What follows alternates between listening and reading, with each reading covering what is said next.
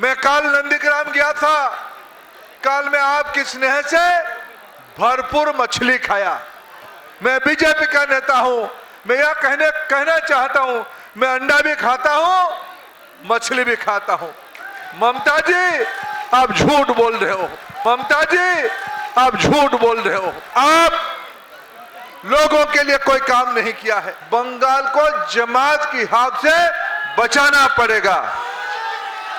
बंगाल को जमात की हाथ से बचाने के लिए शुभेंदु दा की हाथ को मजबूत करना पड़ेगा। डबल इंजन सरकार बनानी पड़ेगी। मधुबन में पिछले बार भी आया था मित्रों। शुभेंदु दा को जिताने के लिए हम सब लोग लगे थे। मैं आपको 2-3 बात कहना चाहता हूं। इस बार ममता जी के पास कोई मुद्दा नहीं है। वो कह रहा है कि बीजेपी वाले आने से मछली और अंडा खाना बंद कर देंगे, ऐसा कह रहे ना। मैं शहीद परिवार को पिछले दिनों में तमलुक जिले में नंदीग्राम इलाका में जो न्याय के लिए, सत्य के लिए लड़ाई किए थे, ऐसे सारे शहीद परिवार को नमन करता हूं। उनकी बलिदान मैं आपकी ओर से जवाब देना चाहता हूं। यह शहीद परिवार की बलिदान को हम खराब नहीं होने देंगे। शहीद परिवार को सम्मान तब होगा जब बंगाल में एक अच्छा सरकार बनेगा। उन्हीं की त्याग से, उन्हीं की बलिदान से आज बंगाल आगे बढ़ रहा है। मैं मित्रों बात कह रहा था, ममता जी के पास कोई मुद्दा नहीं है। नौजवानों के लिए कोई रोजगार नहीं है। सरकारी अधिकारियों के लिए पे कमीशन नहीं है। महिलाओं को सुरक्षा नहीं है। किसानों को उचित मूल्य नहीं है। मैं कल नंदीग्राम गया था। कल मैं आपकी स्नेह से भरपूर मछली खाया। मैं बीजेपी का नेता हूं। मैं यह कहना चाहता हूं, मैं अंडा भी खाता हूं, मछली भी खाता हूं। ममता जी, आप झूठ बोल रहे हो। आप लोगों के लिए कोई काम नहीं किया है। यह शहीद परिवार इसकी बड़ा उदाहरण है। मित्रों बताओ, बंगाल में नौकरी चाहिए कि नहीं चाहिए? बंगाल में नौकरी चाहिए कि नहीं चाहिए? महिलाओं की सुरक्षा चाहिए कि नहीं चाहिए? क्या बंगाल को घुसपैठियों के हाथ में देंगे या बंगाल के हाथ में रखेंगे? बंगाल या घुसपैठिया, किसके हाथ में बंगाल रखेंगे? बंगाली और घुसपैठिया, बंगाली या घुसपैठिया? ममता जी चाहती है बंगाल के शासन घुसपैठियों के हाथ में सौंप देने के लिए, जमात के हाथ में सौंप देने के लिए।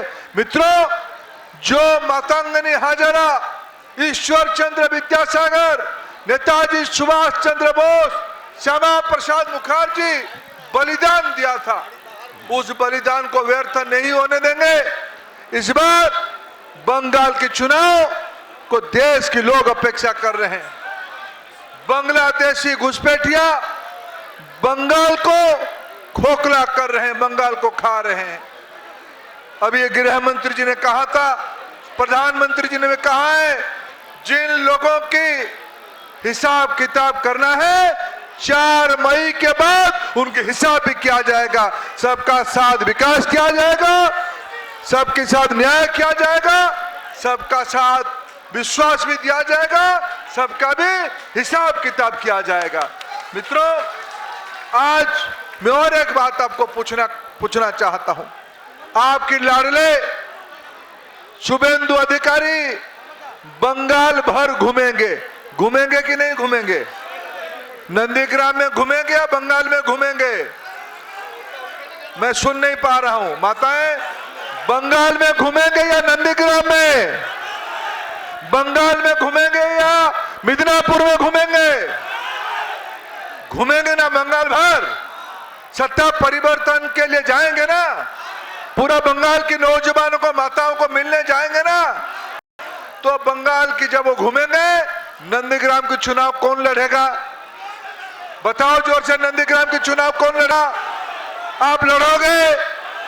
लड़ोगे? नंदीग्राम में इतना मार्जिन से शुभेंदु दा को जिताओ कि ममता बनर्जी भवानीपुर में भी हार जाएगी। इस बार भवानीपुर में भी हराना है।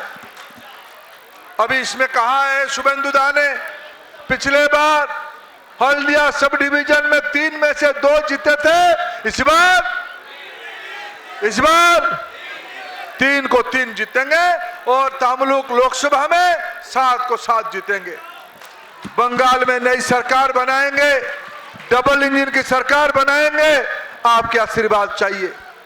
कोई प्रकार की भय इस बार नहीं रहेगा, कोई प्रकार के अत्याचार नहीं रहेगा। महिला सुरक्षित होंगे, नौजवानों को चाकरी दिया जाएगा। ममता जी ने केवल अपना भतीजे के लिए, भाईपों के लिए चाकरी ढूंढा है और शुभेंदु जी बंगाल के नौजवान के लिए चाकरी ढूंढेगा। भरोसा है कि नहीं है? भरोसा है कि नहीं है? भरोसा है कि नहीं है? मोदी जी पे भरोसा है? मोदी जी पे भरोसा है? शुभेंदु जी पे भरोसा है? दिलीप घोष पे भरोसा है? मित्रों, आइए हम सब चल के शुभेंदु दा का सभा को सफल करेंगे, इस लोक अभियान को सफल करेंगे। बहुत बहुत धन्यवाद। भारत माता की जय श्री राम, जय जगन्नाथ। बहुत बहुत धन्यवाद। जदि आपंक आम भिडी भल लगा तेब आम चैनल को लाइक, शेयर और सब्सक्राइब करने को जमा भी भूलु नहीं।